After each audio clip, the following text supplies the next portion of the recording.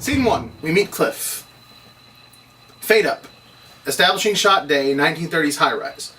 Push in, window. Cut to interior day office. Cliff, a middle-aged man, in a white shirt, unbuttoned at the top, with a loosely knotted tie. His office is unkempt, clothes and liquor bottles everywhere. An overflowing ashtray sits on his desk.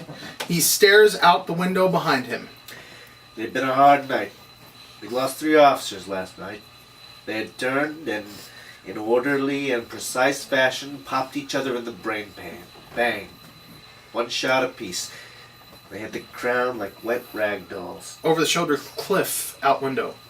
Something strange is going on. The month had been pretty slow. One except for the museum burglary.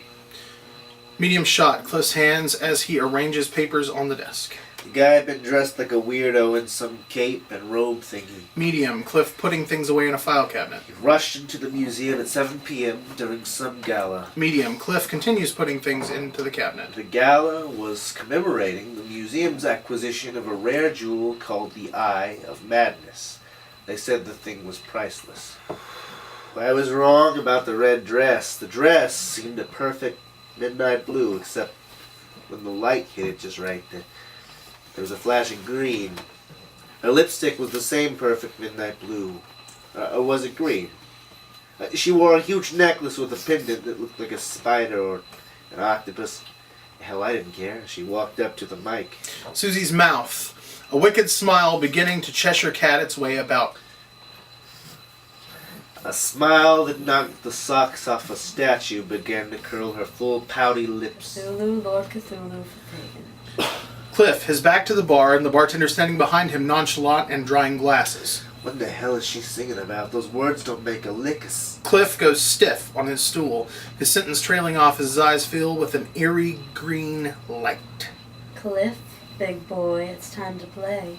Cthulhu, Lord Cthulhu, for pagan. Take that knife, you've a whole room to flay. The bartender slides a knife across the bar. Cliff takes it without looking. He sings along with the last refrain. Cthulhu, Lord Cthulhu, for Thagan. Fade out. Fade up. Close-up of Cliff's face. The morning light is beginning to spill in from the window. Cliff is snoring softly. As we see more of Cliff, we notice that he's covered in blood, his white shirt clinging to his body in spots. Cliff starts awake. Cliff stands over Max. Max is nonchalantly straightening himself. Well, if you're cooler with the manhandling, I'll tell you. My name is Max Balaam. I'm called, in the circles I traverse, the Barrier. What circles? The barrier.